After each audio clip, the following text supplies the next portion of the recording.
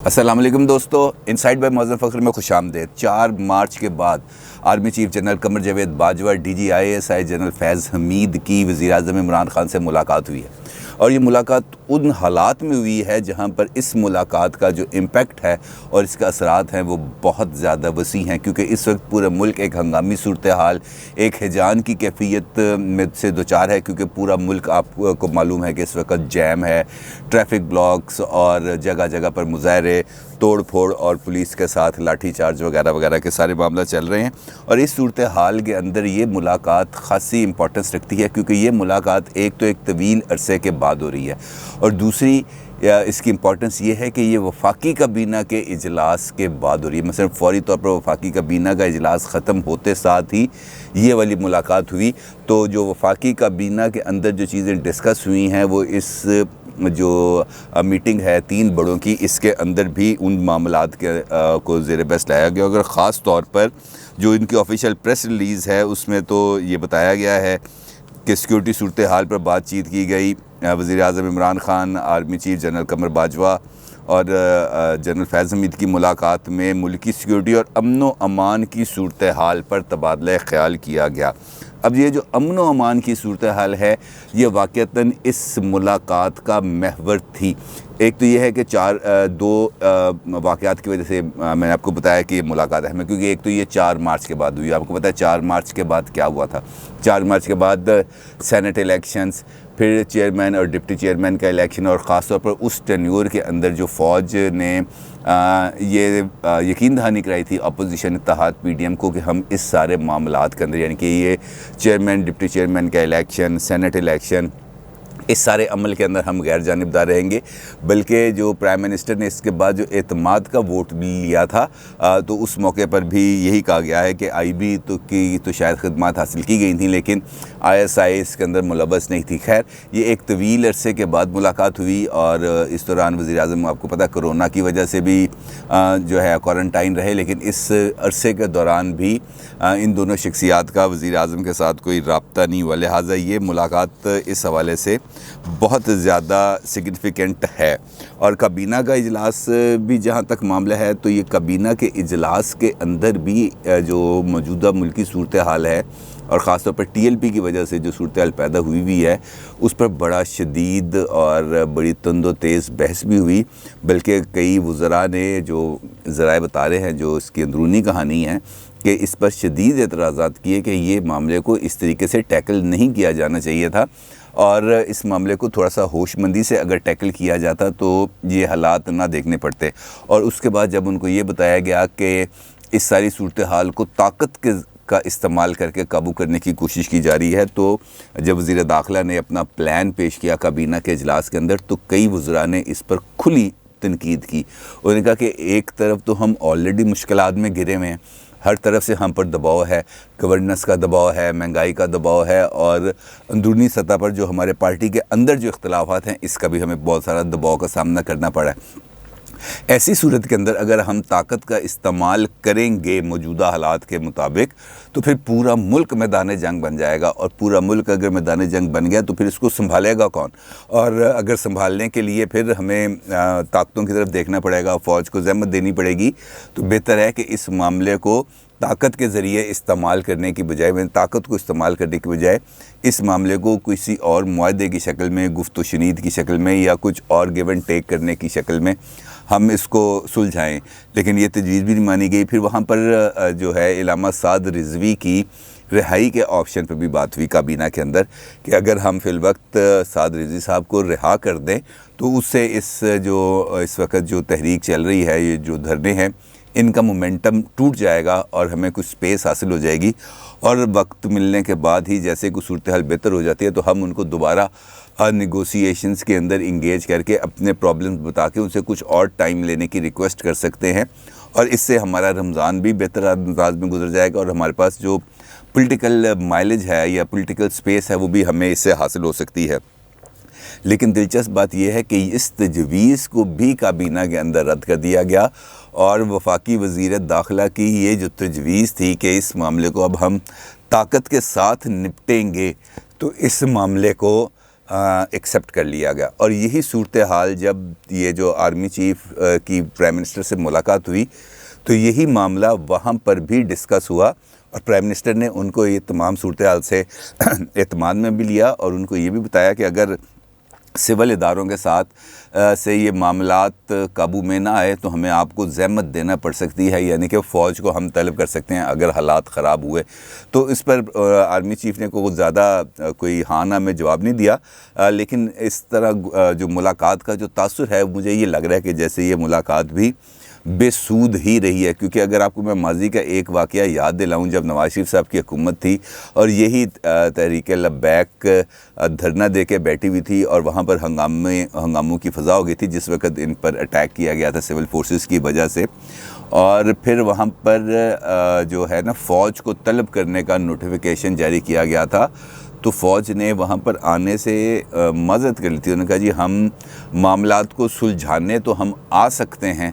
कि आप क्या उनके साथ कोई मामला तय करा दें, लेकिन अगर हमने अपने ही लोगों के ऊपर डंडे सोटे चलाने हैं, गोलियां चलानी हैं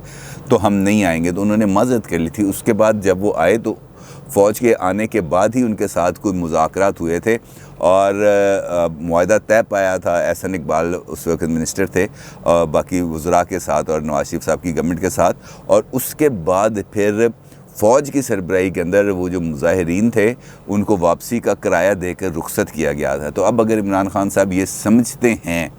कि दोबारा फ़ौज को इस्तेमाल करेंगे तो मेरा नहीं ख्याल कि फ़ौज इस मरतबा भी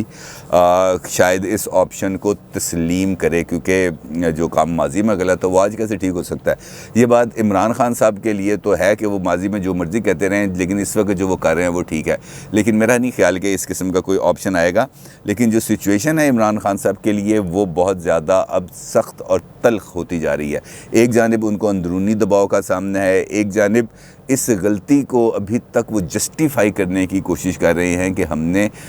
साद रिजवी साहब को कबल अज़ वक्त और एक बग़ैर सोचे समझे मंसूबे के तहत गिरफ़्तार कर लिया, जिसका ख़मियाज़ा हुकूमत तो शायद इतना ना भुगते लेकिन पूरी कौम या वो लोग जो इस वक्त इस मैसिव ट्रैफिक जैम में फंसे हुए हैं वो भुगत रहे हैं। लेकिन इमरान खान साहब को यकीनी तौर पर इन मामलात का कोई इदराक नहीं होगा, ना ही वो ऐसी कोई सूरत हाल करना चाहेंगे कि मामलात को बेहतर हो, क्योंकि वो तो ऐसे ही हैं, आपको पता ही है। अब जो काबीना के अंदर जो मामला चल रहे हैं तो इस मामले पर डिस्कशन भी फ्रूटफुल साबित नहीं हो सकी, क्योंकि काबीना के अंदर भी इस बहस का कोई खातर खार नतीजा नहीं निकला। और शेख रशीद ने काबीना के इजलास के बाद बाहर निकल के जो मुख्तसर सी मीडिया टॉक की थी उसमें भी उन्होंने इस बात की तस्दीक की थी कि साद रिजवी साहब को रिहा नहीं किया जा रहा और हम इस मामले से निपटेंगे और जो है जो तमाम रास्ते खुलवाने के लिए तमाम तर इक़दामात किए जाएंगे। दूसरी एक और इम्पॉर्टेंट बात है इसमें ये कि उनका ये मानना है, और डेफिनेटली ये बात भी दुरुस्त है, कि जैसे ही फोर्सेस ने ऑपरेशन शुरू करेगी रास्ते खुलवाने के लिए, जहाँ जहाँ पर भी TLP के कारकुनान मौजूद हैं तो वहाँ पे ताकत का इस्तेमाल किया जाएगा। ताकत का इस्तेमाल किए बगैर तो लोगों ने हटना नहीं है। जब ताकत का इस्तेमाल करेंगे तो वहाँ पर भी जवाबी कार्रवाई होगी और रिटेलिएशन होगी, और उस रिटेलिएशन को रोकने का जो आज़मूदा नुस्खा कार है वो यही है कि उन इलाकों के अंदर टेलीफोन सर्विसेज, मोबाइल सर्विसेज और इंटरनेट सर्विसेज को मुअत्तल कर दिया जाए, ताकि किसी का किसी के साथ ना कोई रब्ता हो सके और ना ही लोग सूरत हाल से आगाह हो सकें। लिहाजा इस ऑप्शन को उन्होंने कहा कि हम अडॉप्ट करेंगे। लेकिन जिस किस्म की TLP का माजी रहा है और जिसे मैं आपको बार बार फैज़ाबाद धरने की मिसाल दे रहा हूँ, तो वहाँ पर जब भी ऐसी सूरत हाल हुई है ऐसा ही मामला देखने में आया है। और अफसोस का मुकाम यह है कि इस वक्त अपोजिशन के अंदर भी इतनी जान नहीं है कि वो किसी भी लिहाज से हुकूमत के लिए थ्रेट बन सके। लिहाजा ये तमाम जो मामला हमारे सामने, कभी जहांगीर तरीन साहब का मामला आ जाता है वो हुकूमत के लिए थ्रेट बन जाता है, तहरीक लब्बैक आती है हुकूमत के लिए थ्रेट बन जाती है, लेकिन मामलात को किसी भी लेवल पर पॉलिटिकली सॉल्व करने का कोई ऑप्शन अभी तक हक़ नज़र नहीं आ रहा। और कुछ लोग तो अब ये वाला भी जिक्र कर रहे हैं कि अगर ये मामलात ऐसे ही चलते रहे तो खुदा न खास्ता कहीं मुल्क में मार्शल लॉ ही ना नाफज कर दिया जाए। अब ये किसी बंदे की ख्वाहिश हो सकती है लोगों की, लेकिन ये इस वक्त चीज़ें जो महफ़िलें हैं, जो दफातर हैं, जो ड्राइंग रूम्स हैं, या जो चाय खाने हैं, जो ढाबे हैं, वहाँ पर ये वाली चीज़ें भी गुफ्तगू में चल रही हैं। जिस तरह मैंने आपको बताया कि अगर सियासी मामलात को सियासी तरीके से हैंडल करने की कोशिश की जाए तो फिर सियासी क़ुव्वतों को सामने आना पड़ता है, लेकिन बदकिस्मती से हमारे मुल्क के अंदर सियासी क़ुव्वतों का कुछ इतना ज़्यादा बेहतर इस वक्त तक रवैया नहीं रहा। आज PDM का इजलास है, उन्होंने ANP और पीपल्स पार्टी को बुलाया नहीं, और फजलुर रहमान साहब ने और दीगर जमातों का इजलास हुआ वहाँ पे, और उन्होंने पीपल्स पार्टी पर फिर एक दफ़ा ताना मारा कि बाप के पास चले गए, हमारे पास आ जाते। तो उसके बाद साथ साथ उन्होंने ये कहा कि आप वापस आ जाएं तो बात हो सकती है, लेकिन ये मुझे लग रहा है कि मामला कुछ और ज़्यादा तलखी की तरफ जा रहे हैं। और ANP के ही एक और सीनियर रहनुमा गुलाम मोहम्मद बलोर साहब ने कल बोल TV के ऊपर एक मुबाहिसे के अंदर शिरकत करते हुए, उनका मेज़बान थे जमील फ़ारूकी साहब, तो वहाँ पर उन्होंने ये कहा है कि अगर नवाज़ शरीफ वापस आए तो यहाँ उनको मार दिया जाएगा। उन्होंने कहा जी मेरा शक है कि नवाज़ शरीफ साहब अगर वापस आते हैं पाकिस्तान तो यहाँ पर उनको जान को ख़तरा है, उनको मार दिया जाएगा। और उनका ये कहना था कि उनकी साहबजादी मरीम नवाज़ साहिबा बहुत अच्छे तरीके से इस पार्टी को इस तरह वक्त लीड कर रही हैं। और एक और उन्होंने इंकशाफ किया, और वो इंकशाफ बहुत ज़्यादा हैरान कुन है। उन्होंने कहा कि PDM में शामिल जमातों को नवाज़ शरीफ को वापस लाने की ज़िम्मेदारी सौंपी गई है, और इसी वजह से आसिफ जरदारी ने नवाज़ शरीफ से मुतालबा किया था कि वो वापस आएँ और इस्टेब्लिशमेंट के ख़िलाफ़ लड़ी जाने वाली इस जंग की क़यादत करें। बड़ा ख़तरनाक जुमला है, और ANP की जानिब के और ANP के एक मरकज़ी लीडर की जानिब से ये बात कही गई है, और ANP पीपल्स पार्टी की तहादी है। और अगर इनकी ये बात दुरुस्त है तो फिर सूरत हाल तो बहुत ज़्यादा संगीन है, क्योंकि PDM का बुनियादी मामला तो कुछ और था जिसके लिए PDM को तश्कील दिया गया था, लेकिन अगर उसका मतमे नज़र ये है कि वो एक मकबूल तरीन लीडर जो नवाज़ शरीफ साहब हैं, और इसके अंदर किसी को कोई शक व शुबा होना ही नहीं चाहिए। अभी रिसेंटली डस्का, वज़ीराबाद और नौशहरा के इलेक्शंस इस बात का सबूत दिए है कि नवाज़ शरीफ साहब की मकबूलियत किसी भी तरीके से कम नहीं हो सकी। उनको नाअहल करार दे दिया गया, उनको कॉन्विक्ट कर दिया गया, उनकी पार्टी के लीडर्स के ख़िलाफ़ मुकदमात चल रहे हैं, रियासती ताकत भरपूर तरीके से इस्तेमाल हुई है, लेकिन इसके बावजूद नून लीग की जो रूट्स हैं इस वक्त पंजाब भर के अंदर वो ज़ाया नहीं हुई, वो ख़त्म नहीं हुई। उनका लोगों के साथ जो नून लीग का जो एक क्रिज़मेटिक बॉन्ड है, जो रिश्ता है, वो ख़त्म नहीं हो सका। तो उसको अगर हम ये समझते हैं कि हम लीडर को मार कर पार्टी को ख़त्म करेंगे, तो जुल्फ़िकार अली भुट्टो को शहीद करके क्या पीपल्स पार्टी को ख़त्म कर दिया गया? बेनज़ीर भुट्टो को शहीद करके क्या पीपल्स पार्टी को ख़त्म कर दिया गया? पीपल्स पार्टी बेनज़ीर भुट्टो और जुल्फ़िकार अली भुट्टो की शहादत की वजह से ही आज भी सिंध में मौजूद है। अगर हम ये कहें कि इसके अंदर आसिफ अली ज़रदारी साहब का कोई करिश्मा है तो ऐसी कोई बात नहीं है। आसिफ अली ज़रदारी साहब ने तो वो काम किया है जो ज़ियाउल हक़ शायद नहीं कर सका था। पीपल्स पार्टी को एक नेशनल पार्टी से एक रीजनल और एक प्रोविंशियल पार्टी की हद तक उन्होंने ले जाने का जो फ्रीज़ा है वो अंजाम दिया है। लेकिन अगर वो इस्टेब्लिशमेंट के हाथों इस वजह से इस्तेमाल हो रहे हैं कि वो नवाज़ शरीफ साहब को वापस लेके आएँ और यहाँ पर नवाज़ शरीफ साहब के लिए कोई लाइफ थ्रेट बने, तो मेरा ख्याल है कि आसिफ ज़रदारी साहब को भी इस मामले पर गौर करना चाहिए और उनको अगर ये बात दुरुस्त है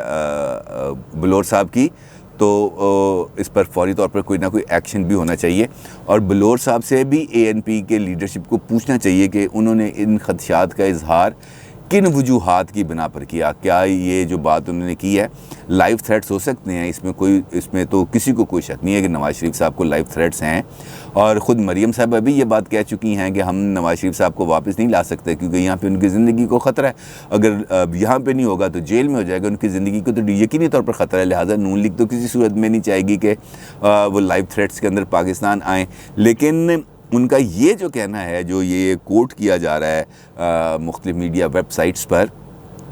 कि अब अगर कि नवाज़ शरीफ साहब को वापस लाने के लिए इस्टेब्लिशमेंट का मंसूबा है और उसके लिए जो पीडीएम में शामिल जमातों को इस्तेमाल किया जा रहा है, ये बड़ा तशवीशनाक और चौंका देने वाला इंकशाफ है। और एएनपी की लीडरशिप को चाहिए कि वो इस मामले की तह तक पहुँचे और एक मकबूल लीडरशिप के बारे में इस किस्म के अगर कोई रवैये पाए जाते हैं तो उसकी 100% बेखनी होनी चाहिए, उसकी निशानदेही होनी चाहिए और ऐसे अनासर को बेनकाब होना चाहिए। इसके अंदर कोई दूसरी राय नहीं हो सकती। अपनी राय का इजहार कीजिएगा। आपका बहुत शुक्रिया। अल्लाह हाफ़िज़।